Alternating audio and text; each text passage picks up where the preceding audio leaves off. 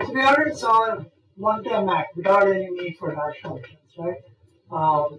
And that was a very efficient. So the Bloomberg one-time MAC doesn't require any computational hardness assumption. We have this very trivial construction with the MAC key being very long, much longer than the message, right? So we have many blocks in the message in the key as, or 2 times as many blocks in the key as there are bits in the message.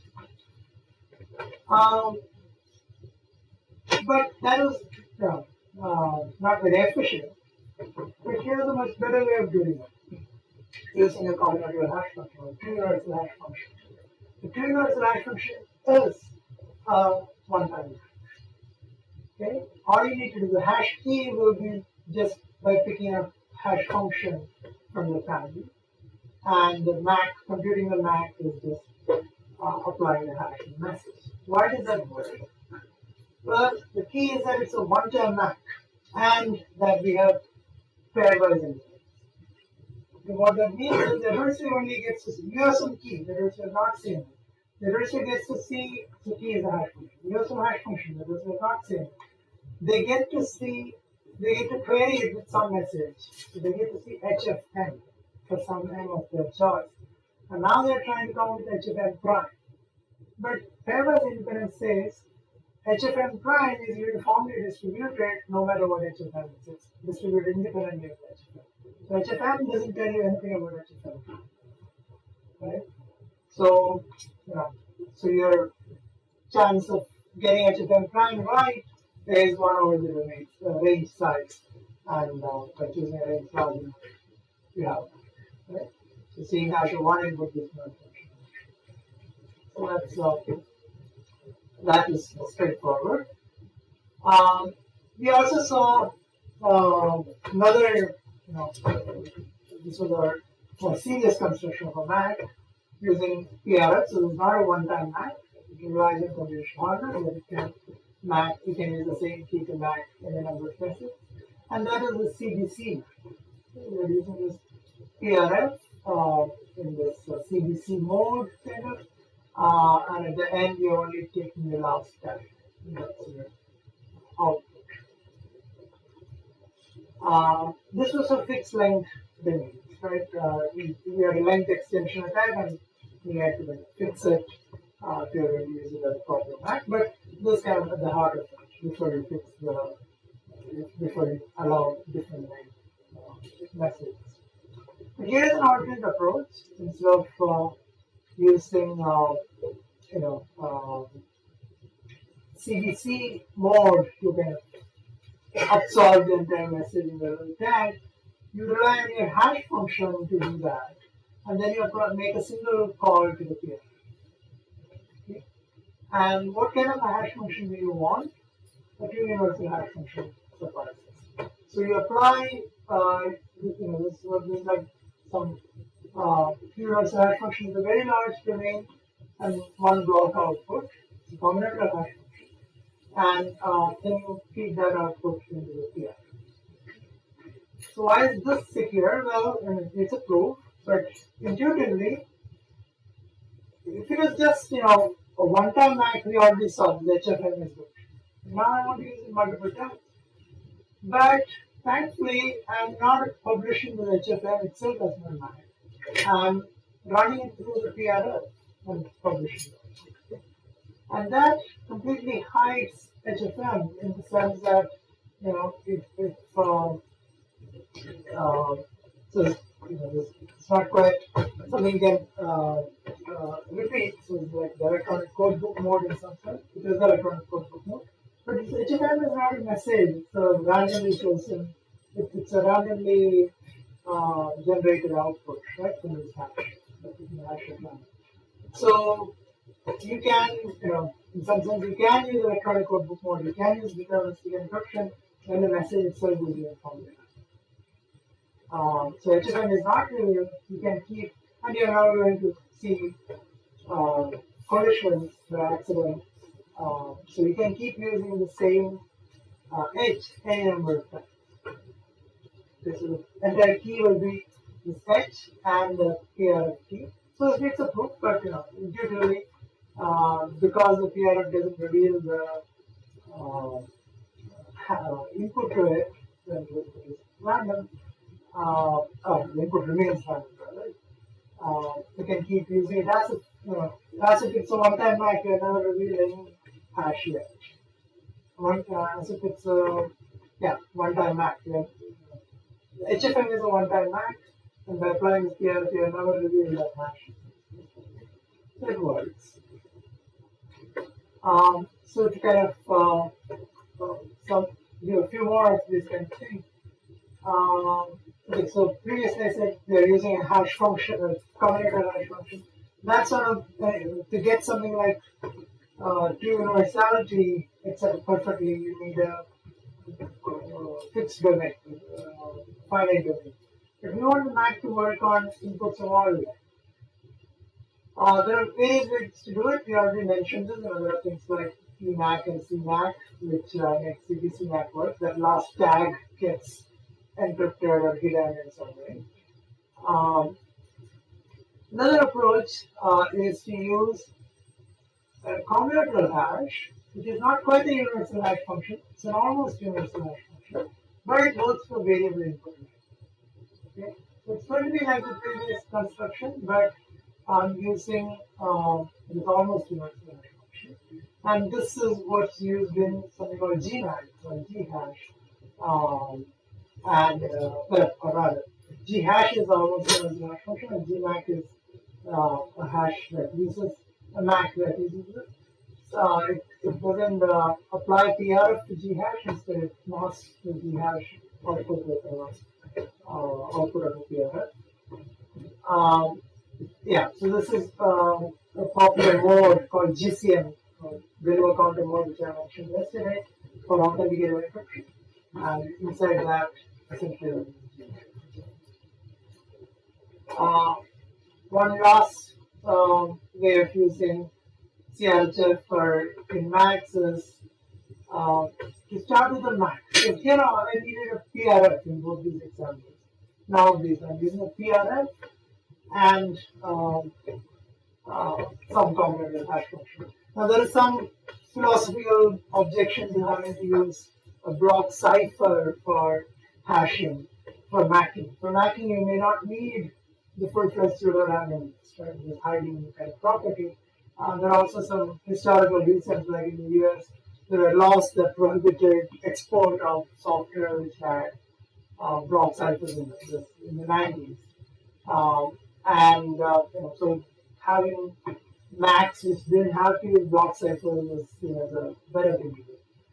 So you start with a MAC for a fixed line, which doesn't have all the properties of a PRF, and then you can apply a hash and then MAC it. So this idea is used in a standard called HMAC, which I know you might already seen in yesterday's lab. You might see it later today, and that's based on this approach. Right? But that MAC, this fixed line input MAC, there is some heuristic function that goes inside, something called a compression function that goes inside constructions in collaborative techniques. Never mind. We'll skip through some of the details. And this, I think I already made the point several times that this hash is modeled as random oracle, but random oracle is a mythical thing, so it's not quite true. You cannot really get all the properties of a random oracle from any hash function. In particular, hash functions tend to have various structures, like multi-dimensional iterative hash inside it, and that is a cause for some of these attacks. So things that would work if you're using a random oracle will not work if you're using SHA-1. And this is an example of some of these things. To use these things as a MAC, right? Hash the key and the message together. If it is a random, if it's a random oracle, that would have been sufficient. Hash the key and the message together. That would be a MAC. But the hash is SHA-1, there is an attack on it. That's basically that. So that's something. Okay, how much time do I have? So I'll probably go to a little longer. So yeah, move on to digital signatures now. Again, because that's an important topic we have to reach. So this is the public key. Digital signature stands for the tool used for message authentication when you are in the public key setting. Okay? So in the public key setting, there are two keys. There is a signing key and the verification key. The verification key will be public. The signing key will be private. So you generate the signing key and verification. You as the signer generate the signing key and the verification key, publishes the verification key. The signature verification key is something you would also see in places like in blockchains, right? Or wherever you have an identity question, you would say, this is me. This, my verification key stands for me. I'm the person who holds the secret key for the verification. So in some sense, the verification key is your digital identity, and you are holding on to the secret key so that you can speak on behalf of that verification key. Right? So everybody knows that verification key. There's nothing secret about it, and they can use that to check the signature attached to a message. And the unforgeability guarantee is that only the person with the signing key would be able to produce a signature on a message, that is accepted by the verification. So this experiment, it's the same as the Mac experiment, except now there are two keys, right? The signing key and the verification key, and the verifier can query for any number of signatures on messages of its choice. And it's considered a forgery when at the end of it's attempted forgery. It's a forgery only if it manages to produce a valid signature, valid and accepted by the verifier, and that is not one of the signatures queried, one of the messages queried. There's a strong version that was given here, and there's a weaker version which considers it a forgery, or rather, this one version. There's a version which considers it a forgery if the message is the same, but the signature is different. That's strong. But we don't need to worry about it right now. Yeah. So the strong version is one here, and the weaker version is it's considered a forgery as far as the message is.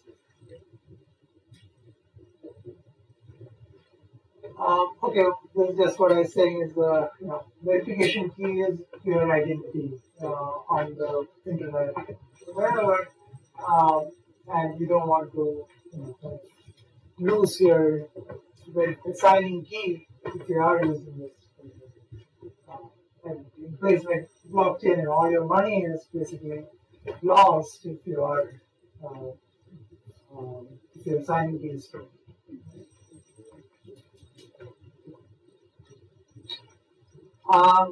How do you get a digital signature? So, what's magical that you do this signing key? So a good starting point is a one-time Mac we had, right? But one-time Mac, so there's one key, right? All these random strings, and that is both used as a signing key and the verification. And so that signing key has to be kept secret. Right?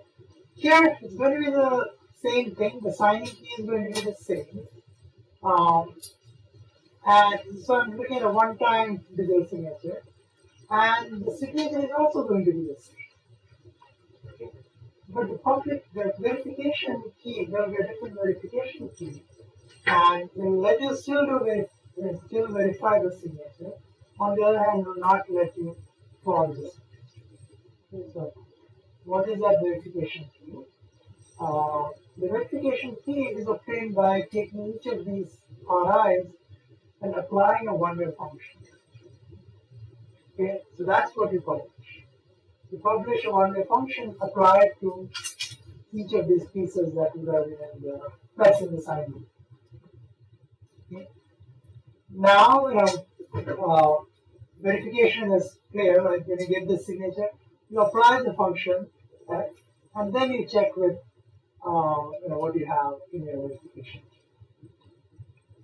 And unfortunately, it comes from the fact that again, as before, if it's one time, one message you got, you're trying to forge the signature on another message. There is one position where the two messages differ, and for that position, what's your challenge? Say in the first position, your forged message is different from the one message you got signature on.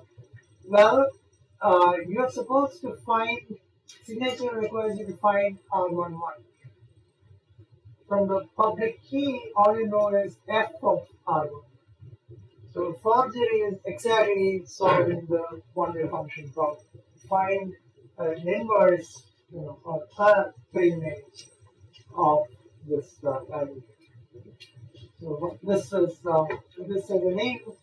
It's called so security is something for this is called Lamport one-time signature. So when I say exercise, what I'm looking for you is to improve the reduction, right?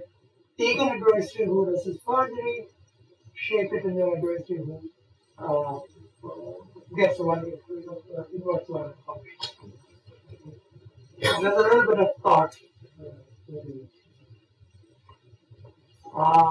Okay, so this is called Lamport's one-time signature.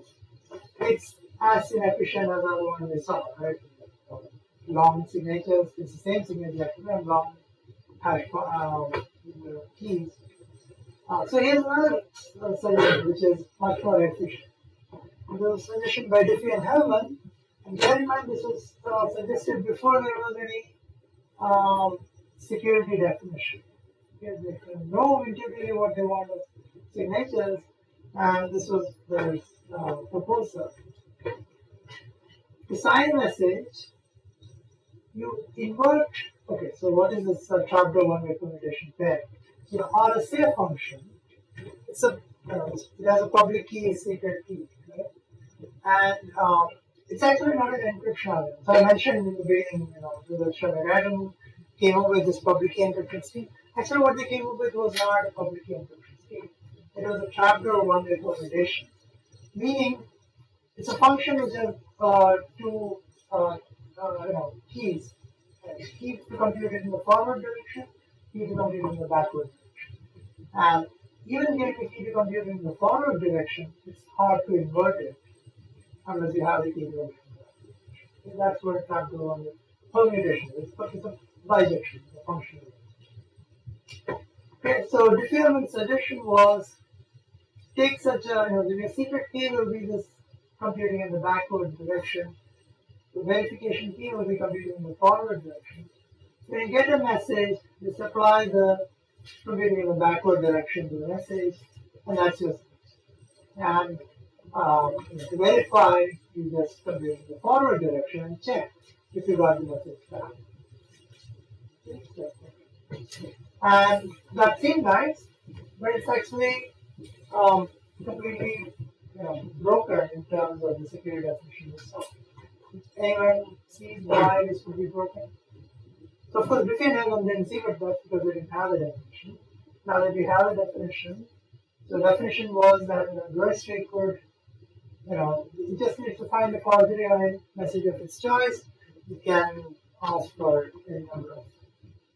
Actually, I'll make it a little easier. Here, an adversary wouldn't even query for a signature. It just looks at the key, the public key, and it comes up with a fault.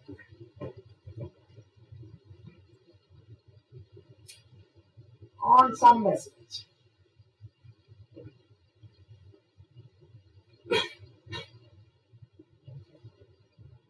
So what it needs to produce is this pair m comma sigma such that f of sigma equals n for any m of its choice.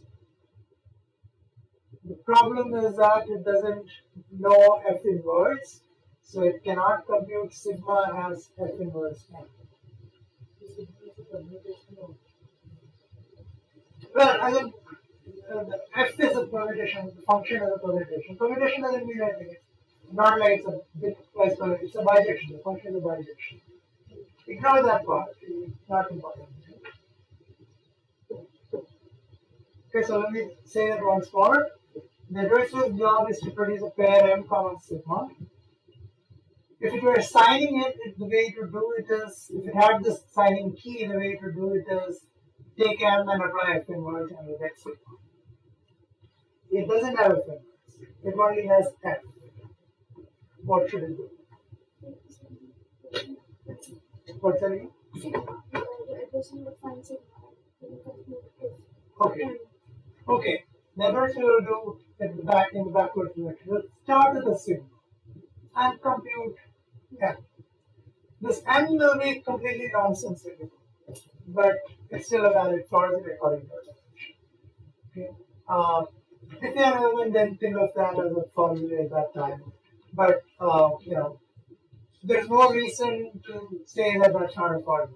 There's no assumption. We cannot make an assumption on some harmless messages to sign and or harmless or unimportant messages that can be forged. So this is actually a forgery. So this is a broken scheme. So you can pick a signature and then you can compute the message. And it's called existential forgery in the sense of there exists some message you can forge on. May not be a meaningful message, but still a forgery. But it can be actually fixed. And the fix is to use a random oracle or this heuristic version of a hash. So now signature is f inverse applied not to m itself, but the hash of it. Okay? Now we cannot just, if you start with the sigma, you'll only get hash and apply f, you'll only get hash of it. And now you need to do, invert the hash to find an f. And that's going to be integrated hard, right? And it's a random oracle, we can actually prove that this is a secure construction. And it's very good in the sense that you don't have to worry about things like domain extension. Even if f has a fixed domain, right, the message can be arbitrarily long because hash will take care of it. And the signature scheme called RSA-PSS is based on this, where the fractal permutation is RSA. Now it's a function which we didn't talk. Let me, if I have time, show you one more digital signature scheme based on discrete law. Okay. Actually, I'll show it. It won't make a lot of sense right now, so maybe I'll actually only flash it. And we'll come back to this maybe tomorrow if you have time, where it will make a little more sense. But let me just show you what the form of this thing looks like. So the signing key and verification key, the public key and the private key and the public key, it has the same form as what it was in alcohol. So the secret key will be an exponent, and the public key will be g to the power for some generator g. You need to pick it so that the discrete value assumption is going to hold. The signature is kind of a little not unintuitive right now, but basically it's trying to prove that you know the secret key in a way that the proof is tied with the message. So seeing this proof tied with one message, you cannot use it to generate a proof tied with another message. Okay? And the verification of this proof is by doing computation in the exponent. You can do computation in the exponent by multiply things, right? Say g to the s, y to the power x here. You're doing, you're computing something here. S is r minus xy, this is xy, so you'll be getting g to the power r, which is part of the signature. Well, actually, it's not part of the signature. It's something you compute and put into a random order to check it is the right thing. So it's a little, unintuitive what the signature is doing, but it's basically a proof that you know the secret key, but the proof is somehow intertwined with the message. Um, and we'll see similar kind of things next lecture tomorrow. So we'll make more sense. And this is secure, probably secure if you assume this hash function is random, and that discrete log problem is complete. And the standard called DSA is based on this, and digital signature algorithm. And it's called ECDSA when the group used is an elliptic curve. So that's something that's used in practice. Okay, the last few slides I have, just to summarize everything we saw. So we saw encryption, authentication, public key, private key. Basically what we saw. And we want to use that for various things, but mainly in this, our current interest is to use it for a secure channel. Alice and Bob want to securely communicate, secure meaning private and authenticated. So can we do that? Well, I think we have enough, we have seen enough to do that. So whenever Alice wants to send something to Bob, she will use Bob's public key to encrypt the message, sign it using her signature key, send to Bob. Bob will first verify using Alice's verification key that is coming from Alice, and then decrypt it using his decryption key, decrypt the certificate. Okay, and this would work fine. You need to use CCA secure encryption because if the attack we had earlier in the previous lecture with Eve, traversing the ciphertext, that's still a problem. The signature doesn't solve it because it's not that Bob thought the message is coming from Alice. Bob knew the message is coming from Eve. It's just that the message was created using some ciphertext from Alice. So it will be a problem still, so we will need to use CCA secure encryption. There are several limitations to this solution though, both security and efficiency. And so let me just go over those couple of things. So one kind of unsolved issue is that Alice and Bob, they only need to know each other's public keys now.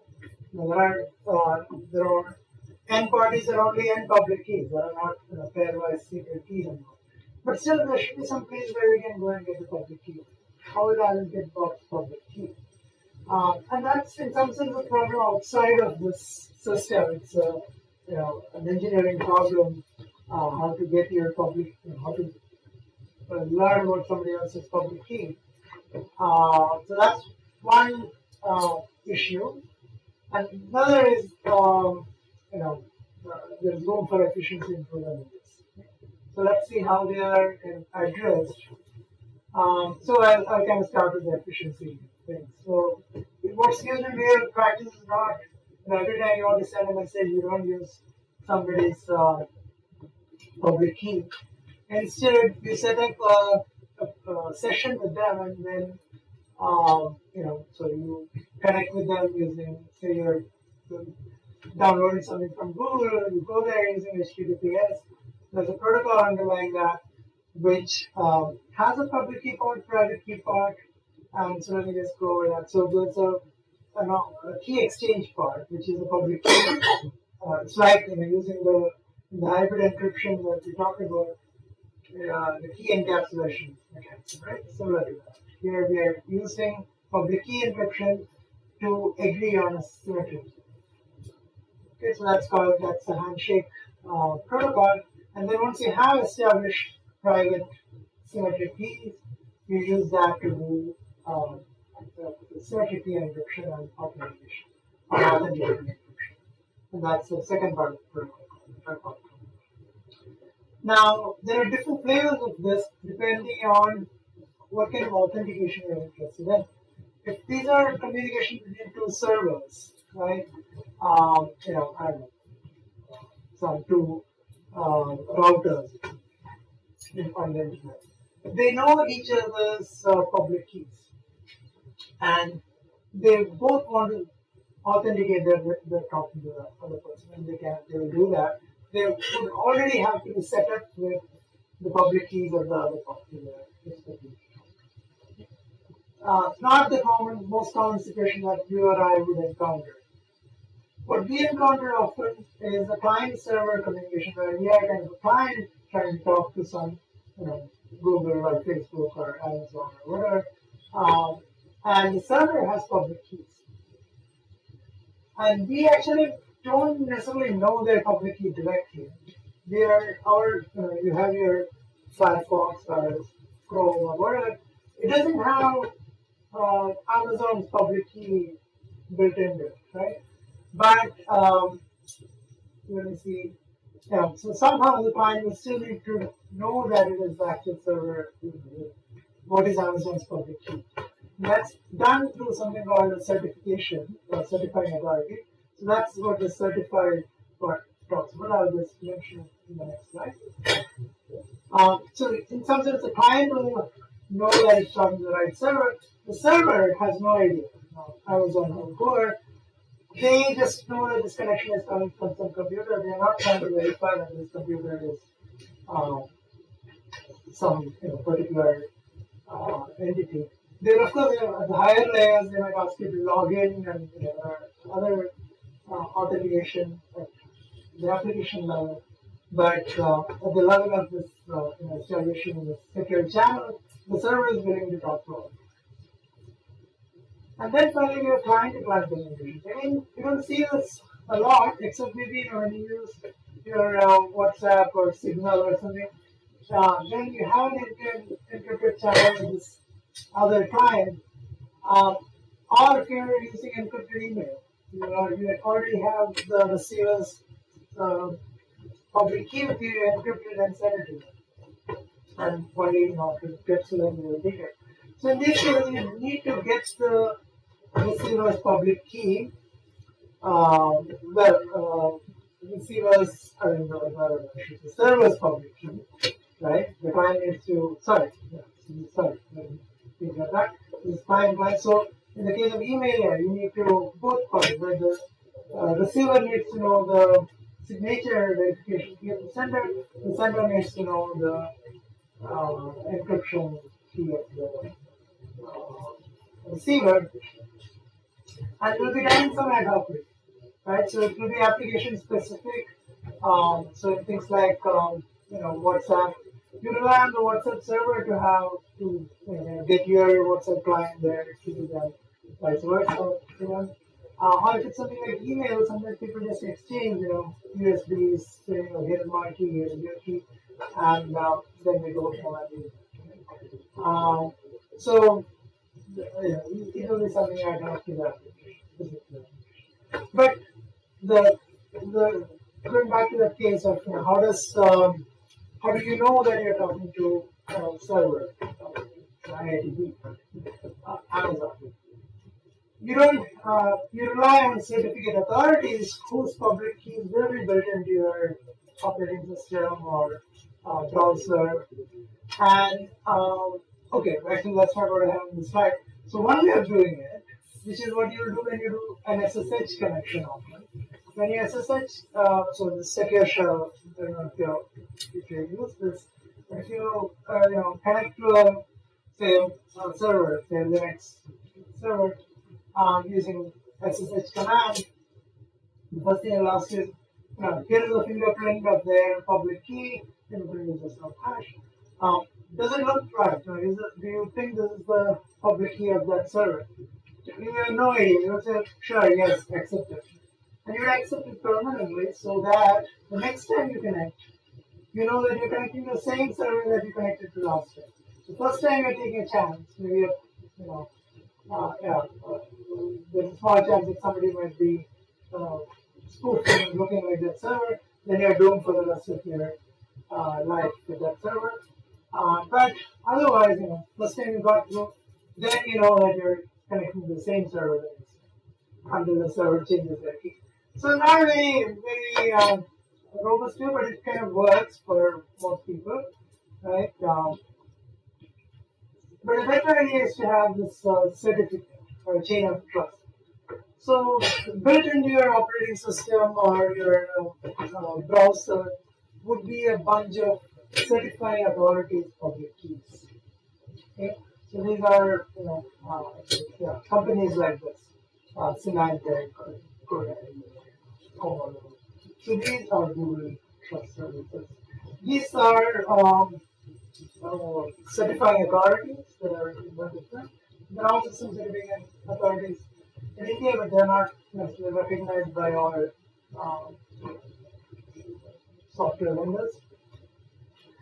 But the software vendors will put in already the public keys of these trusted certifying authorities in your system, and when you connect to some other server, like say Amazon or IIT, IIT will show you a certificate saying certificate as in it's a message signed by one of the certifying authorities.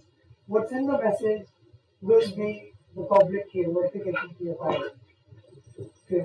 You look at that, you say, okay, now I know that this is the verification here, the public key of IIT.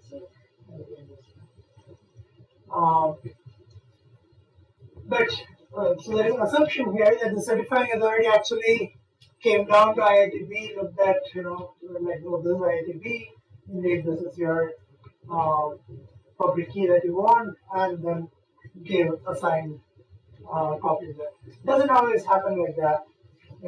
They just send a mail to somewhere, and if you manage to reply to that mail, then they'll give you certificate. There are different levels of certification, enhanced certificates and plain version, and so the stronger security guarantee would be along the lines of what I said now, that the certifying authority takes the pain to make sure you are the physical entity you're claiming to be. So that's the extended validation. Domain validation just means that you have control over it. The mail is sent to that domain, you manage to, it's a root that IIT.in, you manage to reply to that.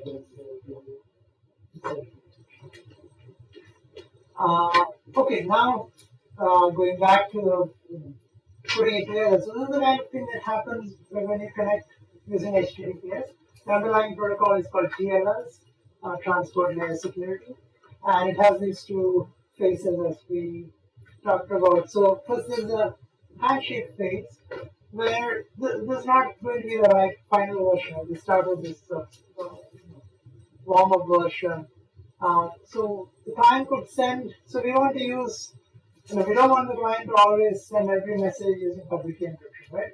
So we'll just use public key encryption to send fresh symmetric keys. We pick some fresh keys for the symmetric key encryption authentication or authentication encryption, and sends it using PKE. Well, to send it using PKE, the server needs to have a public key, right? An encryption public key. So, that's what this client could do. But there's a problem with the solution already, and that is something called forward secrecy. So, if the server has a public key, an encryption public key, right, which has a long life. Imagine at some point later in the future that server got compromised, and inside the server there is a secret key, the decryption key, got revealed to the adversary. Now this adversary can go back and suppose they had recorded about the communication coming into that server in the past. They can decrypt all of them now. They can go and decrypt the session key, then use that session key to decrypt the entire session, and they can see all the communications in the past. And that's not good. So forward secrecy says we need secrecy against corruption in the future. So right now I'm happy to talk to the server, but maybe a few months down the line the server will be compromised. I don't want the adversary, somebody who may be listening right now, seeing only encrypted communication. I don't want them to decrypt this communication. So that's forward secrecy. How can we fix that? Sorry, ignore the second part. Yeah. The fix for that is not to use a long jump key for encryption at all. The only long-term key the server will have is for authentication, their verification. And this thing that they got signed by certificate. But and in the first handshake, what they do is just do a key exchange protocol.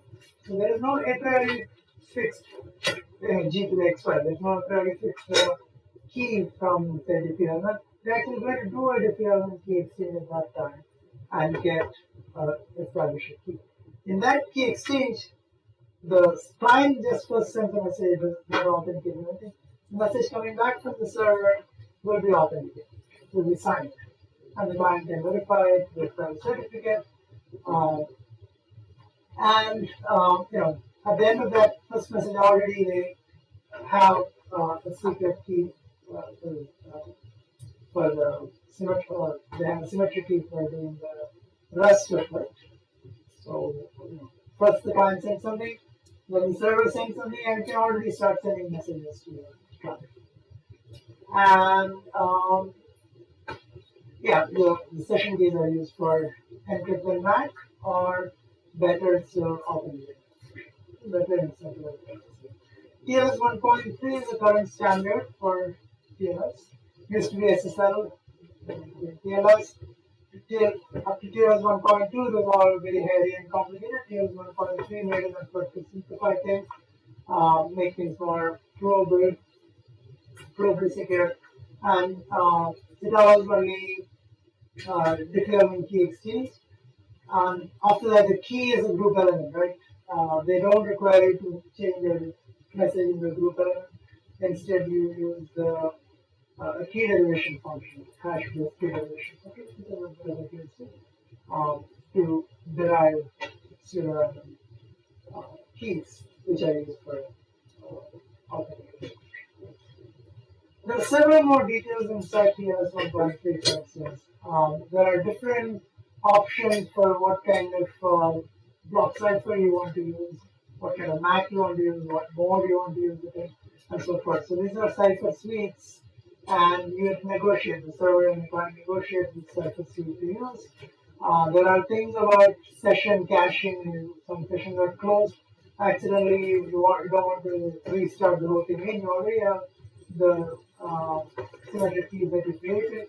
Why not continue using that? So you get a task and using that, and so forth. So assuming sessions. There are a lot of engineering features there, and also room for bugs. So with something like TLS, you keep having numerous vulnerabilities. You keep surfacing on a regular basis, and there a lot of them are whatever is known recorded here. Some of them come with fancy names also. Publish those names. And there is something called ce.mitre.org, which has a lot of common vulnerabilities, not just for TLS or network security, but also for devices and whatnot. And so OpenSSL has its own list of vulnerabilities. They are part of a much bigger list of vulnerabilities. So these things keep happening, vulnerabilities keep surfacing. And a lot of it is implementation, but some of it is also bugs in protocols. Like I just showed you some protocol and I might mess up a little bit, and then there will be some attack. And the reason I would mess up is because there will be some complex mechanism like caching the session or stealing the session, or trying to share one back and forth, and then there will be bugs. So this is a timeline till 2017. When TLS 1.3 was announced. I don't think there are as many vulnerabilities now in TLS as there used to be, but as you can see, these are all attacks that happen. The red things and the green things are when TLS 1.3, various versions were not versions, were the drafts were prepared. This before that 95 with SSL, The security community has been revising their protocols, and they can start off without much academic you know, contribution from cryptographers. But now the latest TLS, there are some analysis at least for parts of the protocol. So it's robust. But of course, there are a lot of bugs still possible in implementations. And there are also side channel attacks. Side channels are things like, your cache, there's interaction between multiple processes running in your system through things like cache or the power analysis attacks.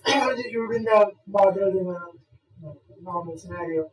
But some of those are real concerns. And while doing an implementation, you need to make sure that you're, for instance, you're doing some RSA encryption or RSA decryption, and you don't want somebody measuring the voltage on your, power line to find out what operation you're doing in your processor at any point. So there's a little bit of leakage that will happen through those side channels. You want to make your implementation such that those leakages go manually. I think, finally, the last kind of consideration is backdoors. So some of these standards, like electrical cryptography, you hope that this particular group, the discrete log assumption holds or the BDH assumption holds, but it is conceivable that some mathematicians may have figured out an algorithm that breaks that assumption. And if they are part of some government agency, government may not reveal it. And there have been concerns about, for instance, NSA influencing some of the standards. NSA is the National Security Agency of the US. And there were some standards which later turned out to be weak. And then people look back and why they got standardized, there were inputs from NSA that influenced that standard. And conceivable that government agencies try to do that. It's a really bad idea for everyone, including them. If some of these protocols are broken, so if the protocol is bad, then right now NSA might know, but there's a good chance that others will also figure out eventually. And then it will affect everyone, right? In all countries. So this is a bad idea. I mean, technology university has a bad idea in academic circles, but the government circles think differently sometimes. So that's another concern, right? But by using,